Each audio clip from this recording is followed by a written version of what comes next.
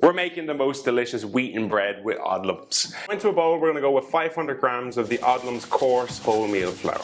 And to that, we're going to add 125 grams of the Odlums cream plain super flour. So next, we have a teaspoon of the Odlums baking powder in here.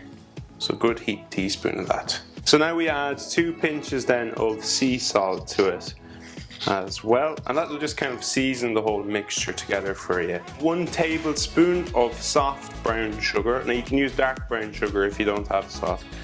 And next we have 1 tablespoon of rose honey, a tablespoon of butter melted, which gives a lovely richness.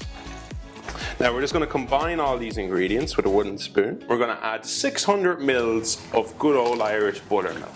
And then we're just going to mix this all around. So what you're looking for here is like dropping consistency, almost like a wet porridge. So just mix until everything is combined, and then this is straight for the oven. Literally grease this with a little bit of butter and dusted it with some Odlums flour. And then the mixture then just sits straight in, like so. Give it a little tap. Score across the center. So just some porridge oats sprinkled over top. Give a lovely kind of texture and a lovely kind of look to the bread when it's finished. So this goes into the oven at 190 degrees for 45 to 50 minutes. And a little trick for a nice light bread and fluffiness and a nice crust on the outside is to put a little tray of water in the bottom of your oven, which creates that little bit of steam and helps rise the bread.